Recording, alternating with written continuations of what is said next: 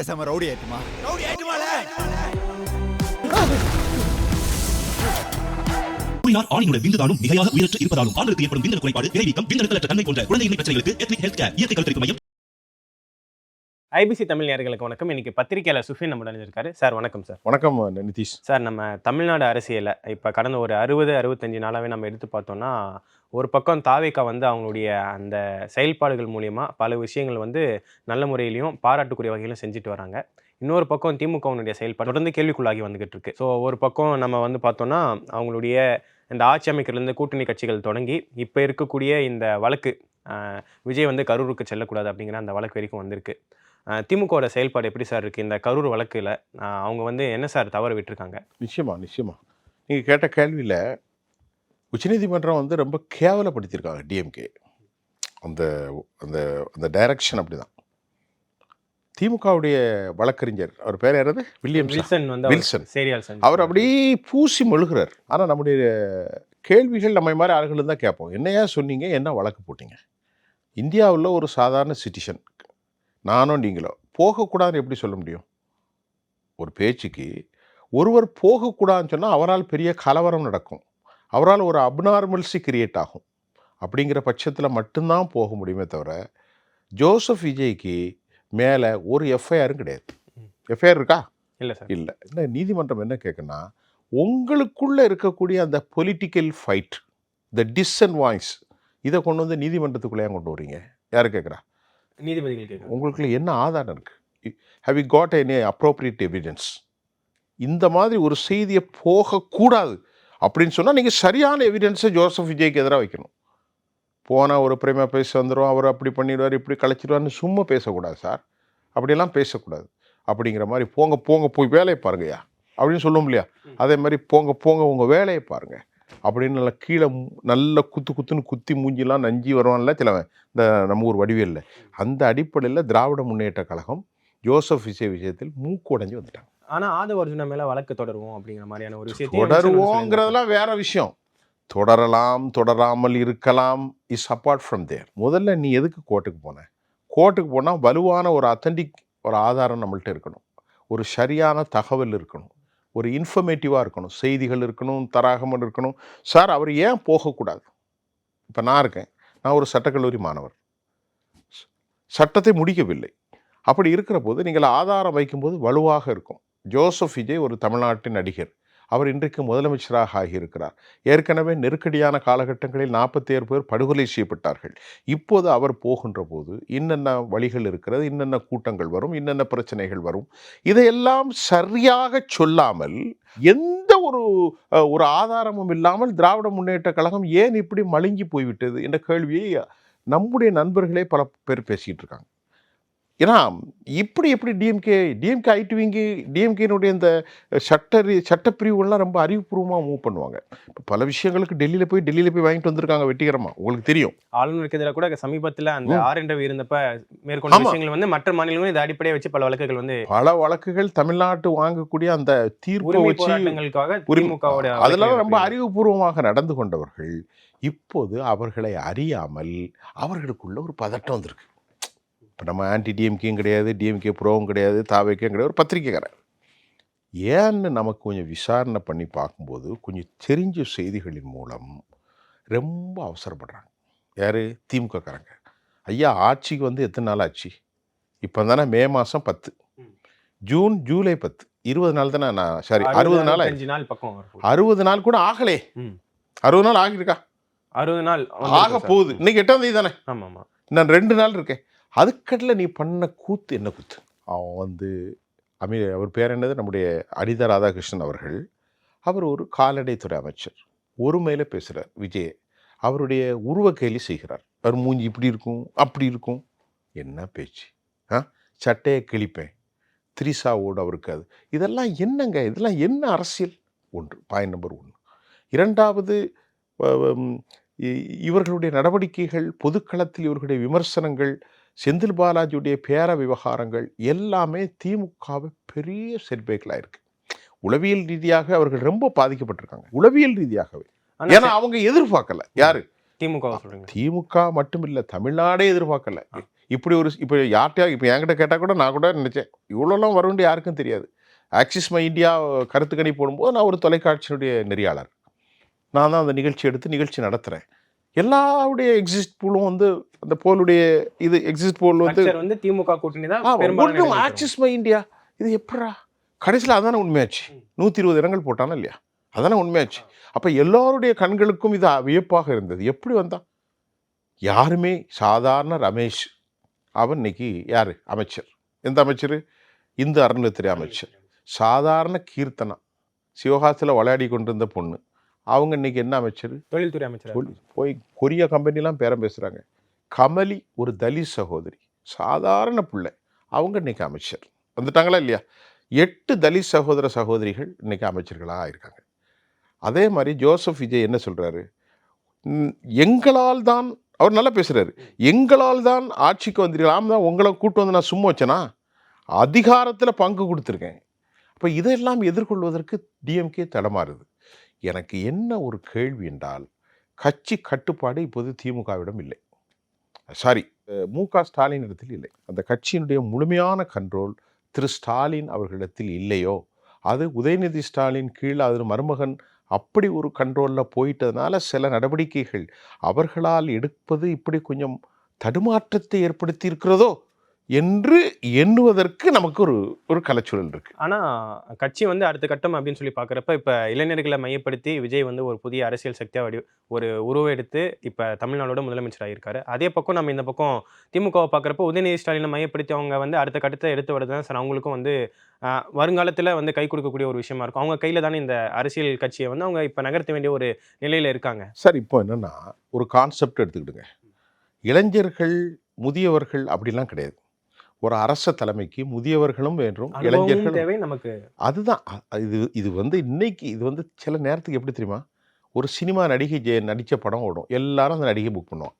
ஒரு நடிகன் போய் நடித்தா அந்த புக் பண்ணுவோம், ஒரு மியூசிக் டைரக்டர். அப்படி கிடையாது. அரசியல் என்பது புட்டதேவ் பச்சாரியாவும் சரி, ஜோதிபாசும் சரி, நீண்டகால அனுபவம் கொண்ட அச்சுனாந்தனும் சரி, பிரணாப் விஜயனும் சரி, கலைஞர் திரு மு கருணாநிதி அவர்களும் சரி, இவர்களெல்லாம் ஆட்சி செய்தது. பெருந்தலைவர் காமராஜர், மூதறிஞர் ராஜாஜி, இவர்களை விடலாம் அறிவாளி யாரும் வந்துட முடியுமா? அப்போ இன்றைக்கி இளைஞர்கள் ஜென்சின்னு சொல்கிறீங்களே, இவர்களுக்கு என்ன அறிவு இருக்குது நான் கேட்குறேன். இவர்களுக்கு அறிவு எந்த இனிதான் படித்துக் கொள்வார்கள். அப்போ இந்த கோலியேஷன் டீம் என்பது எல்லாம் இருக்கணும். இளைஞர்கள் இருக்கணும், மத்திய தர 50 வயது 55 வயது உள்ளவர்கள் இருக்கணும், 70 வயதுகாரர்களும் இருப்பார்கள். அதற்கு மேல் உள்ள மூத்த தலைவர்களை வைத்துக்கொள்வது கண்ணியம். ஜென்சின்னா 1C ஆயிரும், எதுவுமே இல்லாமல் ஆயிரும். இல்லை சார், சும்மா ஜென்சிக்கு என்ன தெரியும்? நான் கேட்குறதுக்கு பதில் சொல்லுங்கள். இப்போ நீங்களே உங்களை கொண்டு ஒரு சிஎம் ஆகி வச்சா உங்களுக்கு என்னமா தெரியுமா? இல்லை சார், நீங்கள் கற்றுக்குவீங்க. இப்போ ஜோசப் விஜய்க்கு எதுவுமே தெரியாது, அவருக்கு எதுவுமே தெரியாது. அவருடைய துறை வந்து திரைத்துறை. அவர் ஆடுவார், பாடுவார், நடிப்பார், மேலேருந்து கும்பிடுவார், கதாநாயகியை கூப்பிட்டு கொண்டு ஓடுவார். இப்படித்தான் அவருடைய நடை. இனி அவர் படிப்பார், நாளைக்கு பெரிய ஆள் ஆயிடுவார். அதுதான் சார், இந்த இடத்துல வந்து உதயநிதிக்கும் இந்த மாதிரியான சில விஷயங்கள் வந்து அவர் தொடர்ந்து செய்யும்போது அவருக்கான அந்த ஒரு படிப்பினைகளை அவர் மேற்கொண்டு அதன் பிறகு அவர் வந்து ஷைன் ஆகிறதுக்கான வாய்ப்புகள் இருக்கு. வாய்ப்புண்டு. டிஎம்கே அழிஞ்சதுன்னு சொன்னால் அவனுக்கு அரசியல் தெரியலன்னு அர்த்தம். அப்படி சொல்லவே கூடாது. உதயநிதி ஒரு நல்ல பக்குவப்பட்ட அரசியல்வாதியாக வருவதற்கு அதிக வாய்ப்பு இருக்குது. அவருடைய பேச்சை நான் பார்க்குறேன், ஒரு நிதானமான போக்கு. அப்புறம் விஜய் அவருடைய பேச்சு நல்ல நிதானமாக தான் இருக்குது. அண்ணாமலையோடுக்கு ஸ்டஃப் கொடுக்குற அளவுக்கு தான் இருக்காங்க. இப்போ என்ன ஒரு கான்செப்ட்னா, இயற்கையாகவே சில விஷயங்கள் அமைந்துவிடும். எப்படி அமைஞ்சிடும்? இளையராஜா பாட்டு கன்னித்தீவுகள்லேருந்து இன்னைக்கு வரைக்கும் ஓடுது, முந்தான முடிச்சு, இப்படி புக்கிங். ஒரு வருஷத்தில் 57 படம் எடுத்தார் இளையராஜா. எப்படியா எடுக்க முடிஞ்சது? அப்போ எல்லாருமே இளையராஜா 80ல் கிழக்கே போகிறோம். அந்த மாதிரி ஒரு சீசனில் ஜோசப் விஜய்க்கு 52 வயசு, அதே மாதிரி நம்முடைய உதயநிதிக்கு 48 வயசு, அதே மாதிரி நம்முடைய அண்ணாமலைக்கு 41 வயசு. அப்போ இவங்க கணக்கு போடுறாங்க, ஜென்சி கரெக்டு தான். ஜோசப் விஜய், உதயநிதி ஸ்டாலின், அண்ணாமலை. இப்போ நம்ம பழனிசாமி சும்மா இருப்பாரா? அவரே இப்படி தான் உட்காந்துட்ருக்காரு. ஏன் உட்காந்துருக்காரு தெரியுமா? கேள்வி கேட்குறீங்களா? நான் சொல்லவா? ஒன்றும் இல்லை, அடுத்து பையனை இறக்க போகிறார், மிதுன் பழனிசாமி. அதனால் முழுன்னு இருக்காப்புல. யார்? மிதுன் பழனிசாமி. அப்போ அவர் என்ன நினைக்கிறார், இவனு எல்லாரும் போயிட்டா நமக்கு பிரச்சனை இல்லைப்பா, எல்லாரும் போட்டு உங்கள் பொன்னான வாக்களை இளைய தலைமுறையாக ஜென்சி தலைமுறையில் உங்கள் மிதுன் பழனிசாமிக்கு இரட்டை இலையில் வாக்களிங்கள் கேட்பறா இல்லையா? இப்படி ஒவ்வொருத்தனும் ஒரு கணக்கில் இருக்கான். இவனு எல்லாம் போயிட்டார். C V Shanmugam, S P Velumani, C Bhaskar, M R பாஸ்கர்லாம் போனோன்னா மிதுன் இறக்கலான்னு அவர் ஒரு கால்குலேஷனில் இருக்காரு. சிவி சண்முகம் இன்னும் எந்த ஒரு நிலைப்பாடு எடுக்காம எல்லாமே அங்கங்கே குழப்பிக்கிட்டு இருக்காங்களே சார் இப்போ. ஆகவே இது ஒட்டுமொத்த இப்போ அடுத்த முறையில் இப்போ நான் ஒரு பேச்சுக்கு சொல்ல வரேன், விஜய் தோல்வியே காணாத தலைவரா அடுத்த முறை தோற்று போகலாம். தோக்கலாம்ல, ஏன் நாடாளுமன்றத்தில் கூட தோக்கலாம். ஒரு பேச்சுக்கு சொல்ல வரேன். இல்லை இடைத்தேர்தல் வரும் சார், அதுலேயும் கொஞ்சம் டஃபஸ்ட் இடைத்தேர்தலில் அவர் தோல்வி. இடைத்தேர்தலில் திமுகவுக்கு பெரிய சிக்கல் ஏற்படும், பழனிசாமிக்கும் பெரிய சிக்கல் வரும். ஏன்னா இப்பொழுது அவர் மீது எந்த விதமான ஒரு பெரிய விஷயம் இல்லை. அவருடைய மூமெண்ட்ஸ்லாம் பார்க்கும்போது கொஞ்சம் நல்லா வைப்ரண்ட்டாக நல்லா தான் பண்ணிக்கிட்டு இருக்காரு. இப்போ சென்னையில் இந்த சாக்கடைகள் அவசரமாக எல்லாருமே போய் உடனடியாக 10 பைசா கொடுக்காம வாங்கிட்டு வந்துடுறாங்க. இப்போ அவர்களுக்கு ஃபினான்ஷியலாக சில ஸ்ட்ரக் இருக்குது. அதாவது கையில் சட்டியில் இருந்தால் தானே ஆப்பே வரும். தெரியாமல் மேனிஃபெஸ்டோ கொடுத்துட்டாங்க. 1000 ரூபா கொடுக்குற 2500 கொடுத்து 63,000 கோடி வரும். விவசாயிகளுக்கும் மீனவர்களுக்கும் பெண்களுக்கும்னா 1,80,000 கோடி வரும். பட்ஜெட் இலவச பேருந்து அதெல்லாம் முடியாது. ஏதோ கொஞ்சம் பார்த்துக்கிட்டு பண்ணுவாங்க. சரி, நம்ம மக்களை அட்ஜஸ்ட் பண்ணுவாங்க. தம்பி தூக்கத்தில் எழும்பி ஏதோ கொடுத்துட்டாரு, கொஞ்சம் அட்ஜஸ்ட் பண்ணுவோம் பரவாயில்லன்னு. இவங்க மொத்தமாக மலையை உடைச்சிட்டு போனாங்கல்ல. யார் இவங்க? துரைமுருகனுடைய தலைமையில் கன்னியாகுமரி பாடசாலை, அம்பாசமுத்திரம், தென்காசி, திருநெல்வேலி மாவட்டம், தூத்துக்குடி மாவட்டம், கன்னியாகுமரி மாவட்டம் வரைக்கும் கம்ப்ளீட்டாக காலி பண்ணிட்டாங்கல்ல டிஎம்கே. ஒரு பேஜுக்கு சொல்ல வரேன். அப்போ அப்போ தூங்கிட்டா இருந்தார் யார்? திரு ஸ்டாலின் ஐயா அவர்கள் தூங்கிட்டா இருந்தாங்க. முதல் கேள்வி வரும் இல்லை.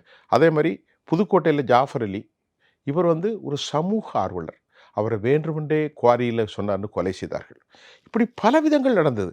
அதை விட ஒன்றும் மோசம் இல்லை. இப்போ இந்த 60 நாட்கள் ஆகவில்லை, 60 நாட்களில் மோசம் இல்லை. இந்த 60 நாட்கள் 600 நாட்களாக மாறலாம். இந்த 60 நாட்கள் 600 நாட்களாக ஆகும்போது 2 ஆண்டுகளுக்கு பிறகு ஏதாவது தவறு இருக்கிறதா என்று நாம் பார்க்க வேண்டும். ஏனென்றால் கருப்பட்டி பானைக்கில் கையை விட்டு நக்கியவர்கள் எல்லாம் இன்றைக்கு அரசாங்கத்தில் மெம்பராக வந்துட்டாங்க. நான் சொல்கிறேன், உங்களுக்கு புரியுதா? கருப்பட்டி பானைகள் கையை விட்டவன் நக்கித்தான் ஆகுவான். அதுதானே உண்மை. அப்படிப்பட்டவர்கள் மிகப்பெரிய ஊழல் பெருச்சாளிகள் எல்லாம் இன்னைக்கு தாவேக்காவில் சேர்ந்துட்டாங்க. யாரு? நான் முக்கியமாக சொல்றது சி விஜயபாஸ்கர். என்ன சந்தோஷம் அவருக்கு. மாப்பிள்ளை வாடா மாப்பிள்ளை. எனக்கு இதில் ரொம்பவும் நான் கவனித்த விஷயம் ஒன்று என்னென்னா, இதுக்கு முன்னாடி தாவேக்காவோட கூட்டங்கள் நடந்தால் அங்கே பார்த்தோன்னா பெரிய அளவில் இந்த ஸ்நாக்ஸ் இந்த மாதிரியான பொருட்களோ இல்லை உணவுகளோ பெரிய அளவில் பரிமாறப்படுது. ஒரு சிறிய அளவில் வரக்கூடியவங்களோ அவங்க கூட வந்தவங்களுக்காக கொண்டு வரது அந்த மாதிரி விஷயங்கள் தான் இருக்கும். ஆனால் இந்த விஜயபாஸ்கர் சேர்ந்தப்போ அப்போ நடந்த அந்த இணைப்பு விழாவில் தனியாக ஸ்நாக்ஸ் கொடுத்துருந்தாங்க, உணவுப் பொருட்கள் வழங்கப்பட்டதாக இருக்கட்டும். இதெல்லாம் பார்க்குறப்ப ஒரு அதிமுகவோட திராவிட கட்சிகளோட ஒரு மற்றொரு இடத்துக்குள்ள தாவேக்கா உள்ள வந்துருச்சோ இவங்களுடைய இணைப்பு மூலியமா அப்படிங்கிற ஒரு பார்வையும் வந்தது சார். அது மிகச்சிறந்த, நீங்க ஒரு நெறியாளர் மட்டும் இல்லை, மிகச்சிறந்த ஒரு அரசியல்வாதியாக வருவதற்கும் உங்களுக்கு வாய்ப்பு இருக்கு. அரசியல் ஏன்னு கேட்டால் நிதிஷ் ஏன் சொல்கிறேன்னா, நான் சொல்ல பொய் இல்லை, அது ரொம்ப சரியான புள்ளியில் கொண்டு எடுத்திருக்கீங்க ஐயா. நம்ம கட்சியில் சேர்ந்தால் என்ன இருக்குன்னா, வீட்டில் சாப்பாடு இல்லாமல் இருக்கான், ஒரு பஃப் வச்சுக்கோ, அது எக் பஃப் கூட வச்சுக்க, ஒரு கேக் வச்சுக்க, ஒரு டீயோன்னு எடுத்துக்கலாம்ல. மாப்பிள்ளை யார்? விஜயபாஸ்கர். ஏன் கேட்குற பாரு, எல்லாருக்கும் மீனா பொரியல், சுறா புட்டு, சாம்பார், சைவம், பல விஷயத்தில் மகிழ்ச்சிகரமாக. இந்த பணம் எங்கேருந்து வந்துச்சு? 1 லட்ச ரூபா சம்பளம். நான் கேட்குறதுக்கு பதில் சொல்லுங்க. ஒரு எம்எல்ஏக்கு 1 லட்ச ரூபா சம்பளம். அவன் வீட்டு சாப்பாடுக்கே 50,000 ரூபா போயிடும். வண்டி வாடகைக்கு போனால் மீது எப்படி நான் கூட முடியும்? அப்போ அவர் மீது வைக்கக்கூடிய குற்றச்சாட்டு என்ன? அவர் மீது வைத்த குற்றச்சாட்டு என்ன? அவர் ஒரு மருத்துவர். அதுலேயும் இந்த குட்கா மாதிரியான மிகவும் நம்ம சமுதாயம் ரொம்ப பாதிக்கக்கூடிய ஒரு குட்கா, ஹான்ஸு, மாவா எல்லாத்தையும் போட்டால் கேன்சர் ஆயிரும். 40 கோடி ரூபா வாங்கியிருக்கேன். எத்தனை கோடி? 40 கோடி. மாதம் 14 லட்சம். ஒரு மருத்துவம் இப்படி செய்யலாமா? எத்தனை குடும்பம் தாலி அறுத்துரும், எத்தனை ஃபேமிலி அழிஞ்சு போகும், எவ்வளோ படுமோசம். சாதாரணமாக ஒரு படிக்காத அமைச்சராக இருக்கான் வாங்கிட்டு போயிட்டா பரவாயில்ல. ஒரு பேச்சுக்கு சொல்ல வரேன். இப்போ திண்டுக்கல் சீனிவாசன் ஒருத்தர் இருக்கார், அவர் மருத்துவர் கிடையாது, அவர் வாங்கினார். அனிதா ராதாகிருஷ்ணன் இந்த மாதிரி மாவோவுக்கு ஆதரவு கொடுத்தா பரவாயில்ல. ஆனால் நீ ஒரு கல்வியாளன், நீ ஒரு இளம் மருத்துவர்.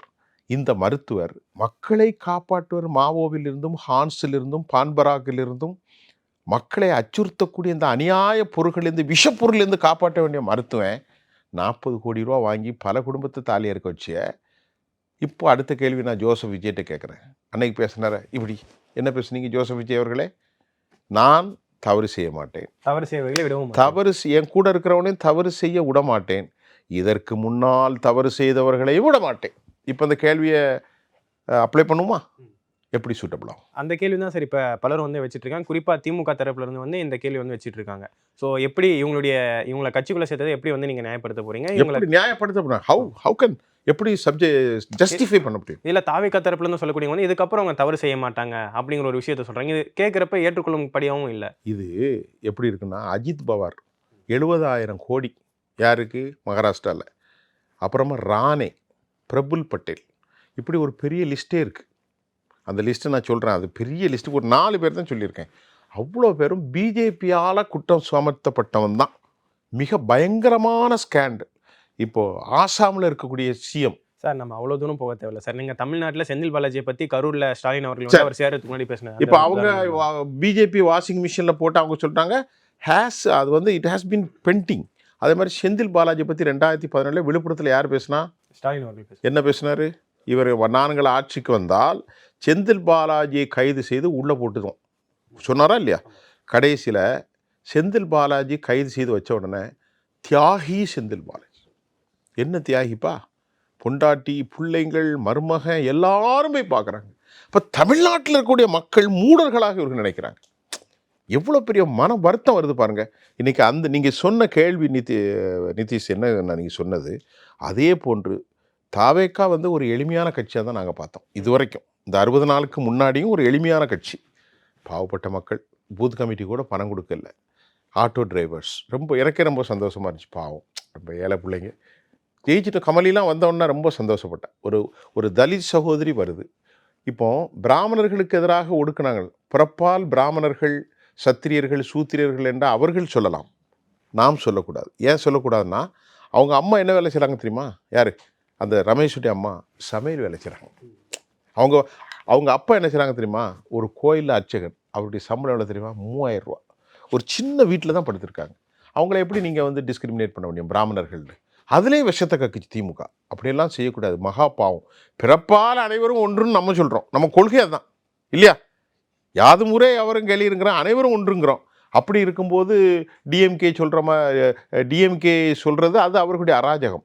இப்போ அதே மாதிரி தான் இப்போ ஜோசப் விஜய்க்கு இந்த கேள்வி வருது. நீங்கள் கேட்ட கேள்வியும் இந்த எம்ஆர் விஜயபாஸ்கர், அது மாதிரி விஜயபாஸ்கர் வந்தவங்கள்லாம் நிறைய பேர் வந்து கொண்டிருக்கிறார்கள். இன்னும் பலரும், கடம்பூர் ராஜு போன்றவர்கள், இன்னும் வேறு முக்கிய நிறைய பேர்லாம் இருக்காங்க. அப்புறமா உடுமலை ராதாகிருஷ்ணன் சார். இதில் மேற்கொண்டு இவர்களை வைத்து எப்படி ஒரு நியாயமான அரசை கொடுக்க முடியும்? இல்லை சார், இப்போ இவங்கவும் பார்த்தோம்னா இன்னும் ஒரு 5 எம்எல்ஏக்கள் பக்கம் அதிமுகவிலேருந்து நாங்கள் கொண்டு வரோம் அப்படிங்கிறத ஒரு விஷயத்த சொல்லி தான் கட்சிக்குள்ளே வந்திருக்கிறது. ஆமாம். அது மட்டும் இல்லை, என்ன கணக்கு போட்டிருக்காருன்னு நமக்கு தகவல் கிடைச்சிருக்குன்னா, கட்சியே வந்து இப்போ வந்து ஒரு சுனாமியில் வந்துட்டு, இப்போது ஒரு கல், பெரிய பாறைக்கல் கிடக்குன்னா சுனாமியில் அடித்து தூக்கி வீசிடும். இனி அதை வந்து நகட்டன்னு சொன்னால் ஆள் வைக்கணும், பலம் வரும். இப்போ யாருன்னே தெரியாது. இப்போது ஒவ்வொரு தொகுதியிலும் வெற்றி பெற்ற வாக்காளர்கள்ட்ட போய் கேளுங்க, உங்கள் தொகுதியினுடைய சட்டமன்றத்தினுடைய பிரதிநிதி யாருக்கும் தெரியாது. தாவேக்கா சார்பில் போட்டிட்டுவாங்கல்ல, பெரும்பாலான ஒரு சில குறிப்பிட்ட நபர்களை தவிர மற்றவங்களை வந்து 1-2 பேர் தெரியும். அதை ஒரு ஜன தெரியும். ஒரு பேச்சுக்கு சொல்ல வரேன், அந்த அளவுக்கு இனி எப்போது நடக்குமா? நடக்காது. எந்த ஒரு அரசாங்கத்துக்கும் எது. ஆனால் விஜய் பெற்ற இது வந்து தமிழ்நாட்டு சரித்திரத்தில் முதல் முறை 34.9%, 35%ங்கிறது சாதாரண விஷயம் கிடையாது சார். டாக்டர் புரட்சித் தலைவர் எம்ஜிஆர் அவர்களே கொஞ்சமாவது கூட்டணி சேர்த்து கொண்டு தான் 33 வந்தார். திரு கருணாநிதி எப்போதுமே தனித்து நின்றதில்லை. அந்த வரலாற்றை உடைச்ச பெருமை அவருக்கு உண்டு. ஆனால் என்னமோ தெரியல, அவருடைய அட்வைசர் ரொம்ப மோசமாக இருப்பார்களோ எனக்கு தெரியல. அப்படி இந்த விஜயபாஸ்கரும் இவர்களையும் சேர்ப்பதை விட ஏராளமான கல்வியாளர்களை அவர் சேர்க்கலாம், சமூக ஆர்வலர்களை சேர்க்கலாம். சேர்த்து போர்ட்போலியோவில் சேர்த்து அறிவுரையை கொடி, போலீஸ் துறையை அற்புதமாக நடத்தலாம். அதை விட்டு போட்டு 5 எம்எல்ஏக்களுக்கு யாரோ தவறாக அட்வைஸ் கொடுக்குறாங்க. என்ன அட்வைஸ் கொடுக்குறாங்கன்னா, இங்கே பாருங்கள் ஜோசப் விஜய், நீங்கள் முதல்ல கட்சியை பலப்படுத்துங்க, கட்சியை பலத்தைப்படுத்தி மெஜாரிட்டி ஆன பிறகு மற்றதை பாருங்கன்னு சொல்லியிருக்காங்க. இப்போ அவருடைய எய்ம் என்னென்னா, நம்ம மெஜாரிட்டியாக தமிழ்நாட்டில் நிற்கணும். அதுக்கு ஒரே ஒரு வழி என்ன இருக்குன்னா, 107 120 ஆக்கணும். சார் இது வந்து இப்போ 107 எப்படி கணக்கு? இப்போ 107 தானே? 107 சபாநாயகர் 107. இந்த 107 சபாநாயகர் விட்டா 106 சார். விஜய் ஒரு தொகுதி வந்து திருச்சியில வந்து 106 முதலமைச்சர். இப்போ இந்த 7 ஜெயிச்சிட்டா அப்போ எத்தனை வரும்? 113 வந்துடும். 113 வந்துட்டு எவ்வளோ தேவை இருக்குது? 4 தானே தேவை இருக்குது. விஜயபாஸ்கர் கொண்டு வந்துருவார்ல, எம்ஆர் விஜயபாஸ்கரோ விஜயபாஸ்கரோ கொண்டு வந்துருவார்ல, அந்த 4 பேர் வந்துட்டா மறுபடியும் அந்த 4 இப்படி ஒரு கணக்கு போட்டு நீங்கள் சேஃப் ஜோனில் இருந்துக்கிடணும். யாருக்கு சொல்லியிருக்கா? இவருக்கு அட்வைஸ் கொடுத்துருக்காங்க. மிஸ்டர் சி விஜய் இவர் நம்ம ஜோசப் விஜய்க்கு சொல்லியிருக்காங்க, நீங்கள் முதல்ல நாம் சேஃப் ஜோனில் இருக்கணும். சேஃப் ஜோன்னா காங்கிரஸோ விடுதலை சிறுத்தைகளோ இந்திய யூனியன் முஸ்லீம் லீக்கோ மார்க்சிஸ்ட் CPI யோ, கம்யூனிஸ்டோ CPM ஓ. இந்திய கம்யூனிஸ்டோ அவங்கெல்லாம் இருக்கட்டு, இருந்தாலும் நாம ஏன்னா அடிக்கடி வந்து பேரிகேட் போட்டுக்கிட்டே இருக்கு. சார் இந்த இடத்துல தான் சார் கூட்டணி கட்சிகள் சார்பாக அவங்க கூட வந்து இப்போ ஆதரவு கொடுத்துருக்க கட்சிகளுக்கு வந்து ஒரு கேள்வி வரும் சார். இப்போ திருமாவளவன் அவர்களே சரி தடுமாறுறாரு.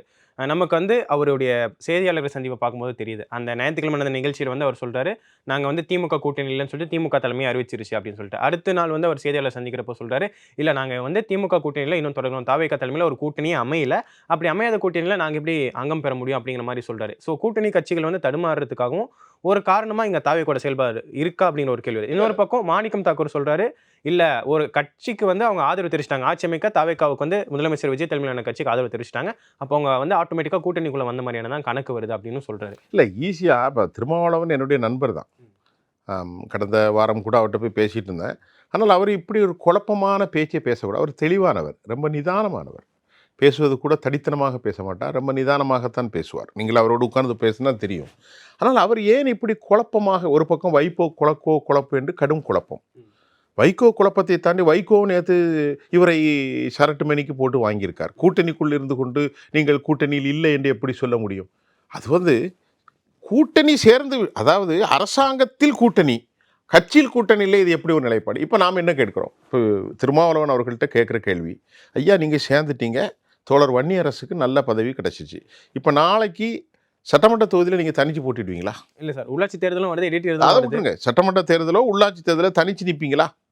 அது வந்து ஒரு சாத்தியமான பதில் இல்லை. இல்ல தனிச்சு நிப்பாங்களா, இல்ல தாவேகாக்கு ஆதரவு கொடுத்துட்டு அவங்க திமுக கூட்டணியில இருந்து அவங்க வந்து வாக்கு சேகரிச்சா அவங்க என்ன சொல்லி வாக்கு சேகரிக்க முடியும் சார்? இந்த ஒரு கேள்வி அது அது வந்து சரியான முறையா? அது பார்ப்பதற்கு எவ்வளவு கேவலமாக இருக்கும், எவ்வளவு வந்து ஒரு பரிகாசமாக இருக்கும். அவர் பேச வேண்டும் என்று பேசவில்லை, ஆனால் அவர் ஒரு விஷயத்தை ஒப்புக்கொண்டார், அதை பாராட்டித்தான் ஆக வேண்டும். ஆர்எஸ்எஸ் பெற்ற பிள்ளை என்று நான் சொன்னேன். அதற்காக இப்போது நாங்கள் வானலாக புகழ முடியாது. அதற்காக நாங்கள் இப்பொழுது ஆட்சிக்கு ஆதரவு கொடுக்கிறோம் என்று துணை முதல்வர் கேட்க முடியாது. அதற்காக கெட்டி பிறண்டு புரளவா முடியும்? நான் சொன்னது சொன்னதான், சந்தேகத்தோடு சொன்னேன். இப்பொழுது எங்களுக்கு சந்தேகம் தீர்ந்து விட்டது. அதோடு சொல்லியிருந்தால் பிரச்சனை அல்ல. அதை விட்டு போட்டு நாங்கள் திமுக கூட்டணியில் தான் இருக்கிறோம், இன்னும் கூட்டணி அமையவில்லை, அது தவறு. கூட்டணி தான். ஒரு அரசாட்சிக்கு ஆதரவு கொடுத்து விட்டால் அது அடுத்தடுத்த அந்த அரசர்கள் அந்த கட்சியினுடைய அனைத்து அரசியல் ட்ராக்லையும் நீங்கள் பயணிப்பீங்க. மார்க்சிஸ்ட் கம்யூனிஸ்ட் எவ்வளோ நாளும் மீசையை முறுக்கிட்டு திருவீங்க? நீங்கள் பெருசாக பேசுகிறீங்களா மார்க்சிஸ்ட் கம்யூனிஸ்ட்டை? இவ்வளோ பெரிய ஊழல் நடந்தாங்களே டிஎம்கே, நீங்கள் என்ன செஞ்சீங்க? நாங்கள் போராட்டம் நடத்தினாங்க, என்ன போராட்டம்? நீங்கள் வெளியே வந்திருக்கணுமே. உங்களுடைய அடிப்படைக்கே மோசம் இல்லை. டிஎம்கேல இவ்வளோ பெரிய மார்க்சிஸ்ட் கம்யூனிஸ்ட் டெல்டாவில் ஒரு மூட்டைக்கு 40 ரூபா வாங்கினாங்க. அவ்வளோ டெல்டா வந்து அவ்வளோ நெருக்கலுமே ரோட்டில் முளை விட்டு மார்க்சிஸ்ட் கம்யூனிஸ்ட் அடிப்படை ஆதாரம் விவசாயிகள் பிரச்சனை, டெல்டாவுடைய பிரச்சனை, சாதி ஆணவ படுகொலைகள். இன்னைக்கு அங்கே புதுக்கோட்டை மாவட்டத்தில் எந்த ஒரு மலத்தை கலந்தாங்களே, இந்த பிரச்சனைகளுக்கெல்லாம் நீங்கள் என்ன செஞ்சீங்க? என்ன செஞ்சீங்க? இல்ல சார், அதுக்காக விசிகாவும் சரி இடதுசாரிகளும் சரி அவங்க வந்து சட்டமன்றத்திலயும் வந்து அவங்களுடைய குரல்கள் எழுப்புனாங்க, வெளியிலயும் வந்து பார்த்தோம்னா அதுக்கான அது ஒரு பெரிய விஷயமா ஆக்கியிருக்கணும். அதுல எனக்கு வருத்தம் தான். இடதுசாரிகள் பத்தி பேசுறப்ப சாம்சங் அந்த ஒரு விவகாரத்துல வந்து பார்த்தோம்னா அவங்க வந்து தொடர்ந்து களத்துல வந்து செயல்பட்டு அந்த விஷயங்களை வந்து அவங்க அத மாதிரி இப்போ வந்து இதுல வந்து நீங்க வெளிப்படையா இருக்கணும். That should be transparency. நீங்க விஜய கூட கூட்டு சேர்ந்துட்டீங்க. இப்போ காதர் மீதின் இருக்காரு, அவர் என்ன சொல்றாரு? நான் இல்லைன்னா கட்சி இல்லாமல் போயிருக்கோம், தமிழ்நாடு முழுவதும் நான் தான் வந்து அடிக்கப்பட்டேன், அப்படி பண்ணேன். இப்போ அங்கே முஸ்லீம் சமூகத்தில் பெரிய கொந்தளிப்பு வந்துச்சு. என்னடா இஸ்லாமிய பெண்கள்லாம் விஜயை பார்க்க க்யூவில் நின்றான்னு சொல்கிறீங்களே, எந்த முஸ்லீம் பொண்ணு நின்றா அப்படின்னா அந்த கடும் போக்குவாத இஸ்லாமிய அமைப்புகள் மற்றவங்கள்லாம் கடுமையாக பேச ஆரம்பிச்சிட்டாங்க. ஆக இப்போ தலைவர்களுக்குள்ளே ஒரு குழப்பம். தெளிவாக சொல்லணும். நான் இதில் சொல்கிறது நண்பர் மரியாதைக்குரிய திருமாவர்கள் சொல்கிறேன், நீங்கள் தெளிவான ஆள், நிதானமான பேச்சாளர், ஒரு கொள்கை சித்தாந்தவாதி. சொல்லுங்கள், இப்படி முதல்ல சந்தேகப்பட்டேன், இப்போ சந்தேகம் தீர்ந்துச்சு, இப்போ நாங்கள் தாவேகாவோடு பயணிக்க போகிறோம். கடந்த காலில் திமுகவுக்கு உண்மையாக இருந்தோம், இப்போது இவர்களுக்கு நாங்கள் உண்மையாக இருப்போம். இது சேர்ந்த கூட்டணி எந்த பதவிக்கும் இல்லை. தமிழ்நாட்டில் மதச்சார்பற்ற அணியை கட்டமைப்பதற்கும் பாசிச, நீங்கள் சொல்கிற அவங்க சொல்லுவாங்க பாசிச ஒரு பெனட்டிக் ஃபோர்ஸ் எஸ்டாப்ளிஷ் ஆயிடக்கூடாங்கிறதுக்காக நாங்கள் வச்சோம். இதில் எந்த விஷயமும் இல்லை அப்படின்னு சொல்லியிருந்தால் வேலை முடிஞ்சும். ஒரு நாள் ஒன்றை சொல்கிறாரு, திமுக தான் உங்களை மதிக்கவே இல்லையே, உங்களை மதிக்கல, உங்களுக்கு எதிரான நடவடிக்கையில் தானே அவங்க என்ன செஞ்சிட்டாங்க, பனையூர் பாபுவை வந்து கொண்டு வந்து பெரிய விழா எடுத்தாங்க. இப்போ நண்பர் அவர் பேர் என்னது, ஆலூர் ஷானவாஸ் எங்கே இருக்காருன்னே தெரியல. அவர் எங்கே இல்ல இருக்காருன்னு சார், இவங்களுக்கு சீட் கொடுக்கப்படாத அந்த சமயத்துல வந்து விமர்சனத்துக்கு உள்ளாச்சு. இதுக்கு முன்னாடி இல்லை. எம்எல்ஏவா இப்போ அவர் இப்போ இருக்கக்கூடியவங்களுக்கு கூட இன்னைக்கு கூட பேசியிருந்தார். ஒரு முக்கியமாக ஒரு செய்தி இருந்துச்சு. நான் இல்லைன்னு யார் சொன்னாங்கிறார். அவர் எல்லாத்தையும் பைத்தியக்காரன் ஆகிட்டு இருக்காரு. ஒன்றும் அந்த கட்சியில் இருக்கேன். இப்போ நேற்று வந்து ஒரு முக்கியமாக திமுக ஆதரவு பிரபலம் போடும்போது அவர் விடுதலை சிறுத்தைகள் கட்சியினுடைய துணை பொதுச் செயலாளர்னு போடணுமோ இல்லையா? போடலை, ஆலூர் ஷானவாஸ்ன்னு போட்டிருக்காங்க. அப்போ நாங்கள் நீங்கள் பத்திரிகைக்கு இன்டர்வியூ கொடுக்கும்போது அவரை என்ன கணக்கில் எடுக்கிறது? என்ன கணக்கில் எடுக்கிறது? அவர் விடுதலை சிறுத்தைகளுடைய பொறுப்பில் இருக்காரா, இல்லைன்னா திமுக ஆதரவு தொலைக்காட்சி போடுது, மிக பிரபலமான திமுக ஆதரவு சூரிய தொலைக்காட்சி போடுகிற போது மொட்டையாக போடுறாங்க. அப்போ நாங்கள் எப்படி எடுப்பது? கேட்குறதுக்கு பதில் சொல்லுங்க. நானே வன்னியரசை பார்த்து கேட்டேன், என்ன கட்சியில் இருக்கிறீங்களான்னு வன்னியரசிட்ட கேட்டேன். வன்னியரசு நான் சொல்கிறார், ஒரு வாழ்த்து கூட தெரிவிக்கலைங்கிறார். அப்போ ஒரு வாழ்த்து தெரிவிக்கணுமா இல்லையா? வன்னியரசு ஒரு வாழ்த்து தெரிவிக்கணும். உங்களுக்கு உண்மையான தலைவர்னு நீங்கள் அவரை சொல்கிறீங்க. யார்? அம்பேத்கர் தலைவர்னு சொன்னால் அவரோட பேசியிருக்கணும். எந்த இதுவும் இல்லாமல் நீங்களா சொல்லிக்கிட்டா எப்படின்னு எல்லாரையும் பைத்தியக்காரனாக்குறாரு. யார்? ஆலூர் ஷானவாஸ். ஆகவே பத்திரிகையாளர்கள் எப்போதும் பைத்தியக்காரர்கள் அல்ல, தெளிவாக இருக்கிறது. எனக்கெல்லாம் 40 வருஷம் அனுபவம் தமிழ்நாட்டில் இருக்கிறது. என்னுடைய வயது ஒரு 15 வயசு எக்ஸ்ட்ரா போட்டுக்கிட்டாலும் ஒரு 40 ஆண்டுகள் தமிழ்நாட்டுடைய அறிவு இருக்கிறது. இன்றைக்கு ரொம்ப கவனமாக கதை திருப்பணும். திமுக எல்லை மீறி போகிறது. மிகுந்த அவசரத்தில் எப்படி வண்டியை ஓட்டுவதுன்னு தெரியாமல் குன்றுக்கும் குழிக்கும் வண்டியை ஓட்டி கொண்டிருக்கிறார்கள். ஸ்டாலினுடைய அதிகாரம் மட்டுப்படுத்தப்பட்டிருக்கிறது. இளைய தலைமுறையான அவர் பேர் என்னது, உதயநிதி ஸ்டாலினும் அவருடைய மருமகனும் வண்டியை ஓட்டுகிறார்கள். கரடுமுரடு தெரியாமல் சிக்கி கொண்டிருக்கிறார்களோ என்று எண்ணுவதற்கு அதிக வாய்ப்பு இருக்கிறது. ஒரே ஒரு செய்தியை சொல்லிடுறேன், நீங்கள் கேட்குறதா கேட்கலாம், முடிச்சுக்கலாம்.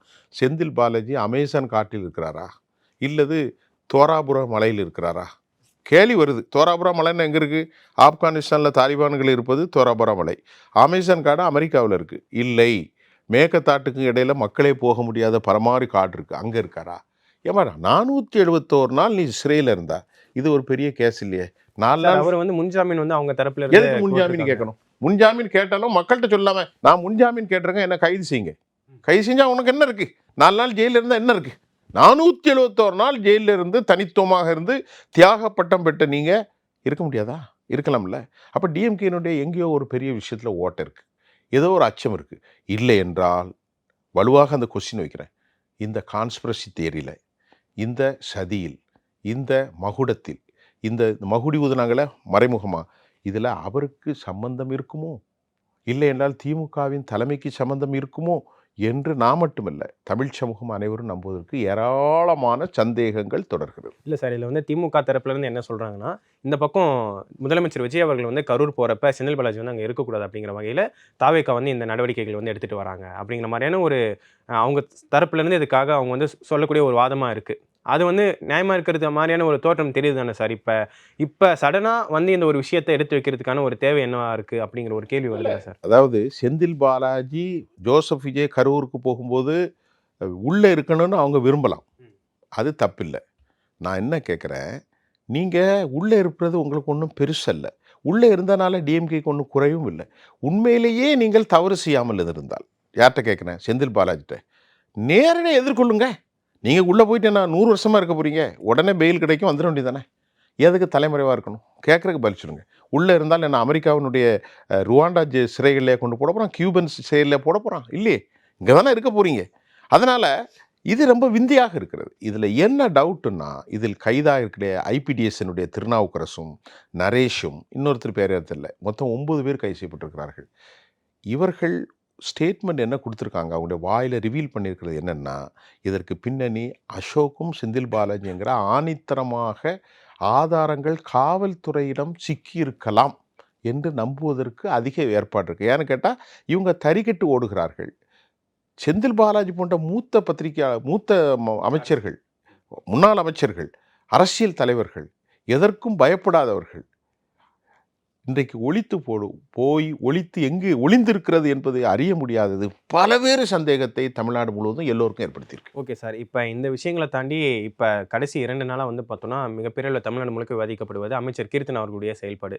அந்த பள்ளிக்கு அவங்க ஆய்வுக்கு சென்றது, அதை தொடர்ந்து நடந்த விஷயங்கள், இதை நீங்கள் எப்படி சார் பார்க்குறீங்க? இல்லை, அதாவது கீர்த்தனா ஒரு எளிய பின்னணி கொண்ட பெண்ணு தான், ஒரு கவர்மெண்ட் ஸ்கூலில் படித்த பிள்ளை தான். அது கவர்மெண்ட் எய்டட் ஸ்கூல் அப்படிங்கிற மாதிரியான. அப்படி இருக்கும்போது இப்போ நானும் ஒரு கவர்மெண்ட் ஸ்கூலில் படித்த பையன் தான். எனக்கு தெரியும், நாமெல்லாம் ஒரு ஏழை சமூகத்தோடு சேர்ந்தவங்க தான், ஒன்றும் பெரிய குபேரர்கள் அல்ல. அப்போ அவங்க கொஞ்சம் வயசு 28 வயசு தானே, அந்த பொண்ணுக்கும் ஒரு 28 வயசு தான். அடைய முடியாத ஒரு உயர்வே ஒரே ராத்திரி கிடச்சிட்டு. அவங்க கூட கனவுல நினச்சிருக்க மாட்டாங்க. பல பேர் என்கிட்டே சொன்னா, நம்ம போய் நின்று டிக்கெட் வாங்கியிருந்தாலும் மந்திரியா இருக்கலாமடா அப்படின்னா. ஆனால் அவங்களுக்கு ஜோசப் விஜய் செய்தது கட்சியில் யாரெல்லாம் அந்த கட்சியில் கிடையாது, அந்த சினிமா துறையில் ரசிகர் மன்றத்தில் இருந்தவர்களே பார்த்து தான் கொடுத்துருக்காரு. நல்ல இவங்க வந்து சுயேட்சை தான் சார் செயல்பட்டுக்கிட்டு இருந்தாங்க அந்த தேர்தல் சமயத்திலையும் அதுக்கு முன்னாடியும். சுயேட்சையாக செயல்பட்டாலும் முழுமையாக அவருக்கு ஆதரவு கொடுத்தாங்கல்ல எலெக்ஷனுக்கு முன்னாடி. சுயேட்சையாக செயல்பட்டாலும் அவர் முழுக்காக இவருடைய பேக்கப்பாக இருந்தாங்க.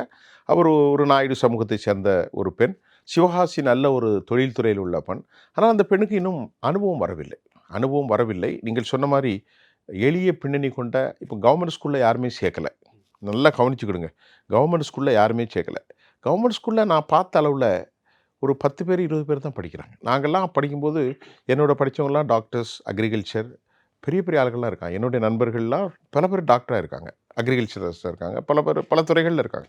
ஆனால் இன்றைக்கு அந்த மாதிரி இல்லை. இன்றைக்கி எல்லாமே மெட்ரிக் மட்டும் இல்லை, மெட்ரிக்கும் ஒரு மாதிரி இன்றைக்கி சிபிஎஸ்சி ஸ்கூலாக மாறிக்கிட்டு வருது. சார் இந்த இடத்துல சார் இன்னொரு கேள்வியும் வருது. இப்போ ஒரு அமைச்சர் வந்து ஆய்வுக்கு போகக்கூடியவங்க அந்த அரசு பள்ளியில் படிக்கக்கூடிய மாணவர்கள் வந்து ஊக்குவிக்கிற மாதிரியான செயல்பாடுகளில் ஈடுபடாமல் அந்த மாணவர்களோட நம்பிக்கையும் அந்த மாணவர்களோட பெற்றோர்களோட நம்பிக்கையும் சீர்குலைக்கிற வகையில் வந்து ஒரு செயல்பாடு செஞ்சிருக்காங்களோ அப்படிங்கிற ஒரு கேள்வி வந்து பலரால் முன்வைக்க இல்லை. அந்த பிள்ளைகிட்ட போய் அங்கே போய் நின்று ஷேக்ஸ்பியரை தெரியுமா அதை தெரியுமானா என்ன தெரியும்? அவங்க அப்பாவே கூலிக்கு போவார், ஏமா போய் ஸ்கூலுக்கு போயிட்டு வாங்கம்பாங்க. இப்போ இன்றைக்கி இருக்கிறதெல்லாம் வடிகட்டின குழந்தைகள் தான் அங்கே படிக்குது. ரொம்ப டிஸ்டில் பண்ணி ரொம்ப பாவப்பட்ட பிள்ளைகள் ஏதோ ஸ்கூலுக்கு போகுது. அதில் தலித் சகோதர பிள்ளைகள் தான் நிறைய பிள்ளைகள். கவர்மெண்ட் ஸ்கூலில் மற்ற பிள்ளைகள்லாம் கிடையாது. ஏன்னா எல்லா தாய்மாருக்கும் நான் பார்த்த அளவில் கிராமிய பின்னணி கொண்டு நான் சொல்கிறேன், நகையை அடகு வைத்தாவது எதையாவது வைத்தாவது பிள்ளைகளை மெட்ரிக் ஸ்கூலில் சேர்த்துட்றாங்க. நான் பார்த்துட்டேன். டெய்லி 700 800 சம்பாதிக்கிறவங்க ஒரு ஆட்டோ டிரைவர், அவ்வளோதான் வாடகை கொடுத்தா, அவர்கள் கூட மெட்ரிக்கில் தான் சேர்த்துருக்காங்க. ஆனால் இது நடந்தது மெட்ரிகுலேஷன் ஸ்கூலில் இல்லை, இது கவர்மெண்ட் ஸ்கூலில். சரி, அவங்களுக்கு கிடைக்காத ஒரு வாழ்க்கை வந்ததுனால அந்த பொண்ணு குட்டி கொளுத்தாலும் வழுக்கு தாம்பாங்க. நம்ம கிராமத்தில் ஒரு பழமொழி சொல்லுவாங்க. அது என்ன அர்த்தம் தெரியுமா? ஆடு பார்க்குற போது நல்ல திரட்சியாக இருக்கிற மாதிரி இருக்கும், ஆனால் அந்த ஆடு வந்து ரொம்ப சின்ன கோல் தான், அதோடைய கறி நல்ல டேஸ்ட்டாக இருக்காது. அதான் குட்டி கொளுத்தாலும் வழுக்கு தான். இன்னும் கீர்த்தனா பெறக்கூடிய நிறைய நாட்கள் இருக்கிறது. அவங்க ரீல்ஸ் போடுறது, ஆங்கிலத்தை தப்பாக பேசுகிறாங்க, அப்படி பேசுகிறாங்க, இப்படி எக்ஸ்ட்ரீமாக இருக்கணும். கீர்த்தனா தன்னை சுய பரிசோதனை செய்து கொள்ள வேண்டும். சரி, பொது இடத்துல போகும்போது நாங்கள் எப்படி எளிய பின்னணியில் வந்தோம், அதே மாதிரி எங்களுடைய பிள்ளைகளும் எளிய பின்னணியில் இருக்கும். நான் சொல்கிறபடி தான், நான் படிக்கின்ற காலத்துலலாம் ஸ்கூலில் அமெரிக்காவிலேருந்து வந்திருக்கக்கூடிய கோதுமையெல்லாம் வரும், அதை வச்சு சாப்பிடுவாங்க. நானும் கூட சாப்பிட்ருக்கேன். எனக்கு வீட்டில் வசதி உண்டு, ஆனாலும் அந்த எளிய பிள்ளைகளோடு இப்போதும் அந்த எளிய மக்களோடு நம்ம நினைக்க தான். கீர்த்தனா வந்து திருத்திக்கிடுவாங்க. ஜோசப் விஜய் எல்லாத்தையும் கூப்பிட்டு சொல்லணும், பப்ளிக்லேருந்து எப்படி நடந்துக்கிடணும், அதுக்கு ஒரு கிளாஸ் வைக்கணும். அதாவது முதலமைச்சர் தரப்புலேருந்து அதுக்கு வந்து சில கண்டனங்கள் மாதிரியான அவர் வந்து இதுக்கு வந்து அதிருப்தி தெரிவிச்சிருக்கிறதா வந்து செய்திகள் ஓப்பன் ஸ்டேட்மெண்ட்டாக இருக்கணும். கூப்பிட்டு இப்படிலாம் செய்யாதம்மா, எப்படி இன்டர்வியூ பண்ணணுமோ அதை மாதிரி பண்ணுங்க. எளிய பிள்ளைகள்கிட்ட போய் எளிய முறையில் நடந்துக்கிடுங்க. அவங்களுக்கு ஒன்றுமே தெரியாது. அவங்க அப்பா கூலிக்கு போவார், அந்த பிள்ளைக்கு படித்து கொடுக்கவும் தெரியாது, புக் எப்படி கொண்டு போட்டுருவாங்க. நாங்கள்லாம் பார்த்துருக்கோம், ஊரில் எப்படி போட்டுருவாங்க. அதிட்ட போய் ஷேக்ஸ்பியர் ஓன்னா என்ன தெரியும்? ஒன்றுமே தெரியாது. சொல்கிற புரியுதா உங்களுக்கு? இப்போ நமக்கே தெரியாது. நான் ஆங்கில இலக்கியம் தான் ஃபஸ்ட்டு படித்தோன்னா ஷேக்ஸ்பியர் ஓன்னா எனக்கே புரியல. என்ன ஷேக்ஸ்பியர்? பிஏ இங்கிலீஷ் லிட்ரேச்சர்னா முதல்ல சேர்ந்தவொடனே. அதனால் அப்படி இல்லை. சரி, பரவாயில்லை. இருந்தாலும் நீங்கள் ஒரு அமைச்சர்னு வரும்போது அவர்கள் தனது ஆளுமையை காட்ட அந்த வயதினுடைய அனுபவ குறைவு தான் இந்த மாதிரியான பேச்சுக்கள் என்பதுதான் பார்க்குறேன். ஓகே சார், உங்கள் நேரத்துக்கு ரொம்ப நன்றி சார். நன்றி. பேசாம ரவுடி ஆயிட்டுமால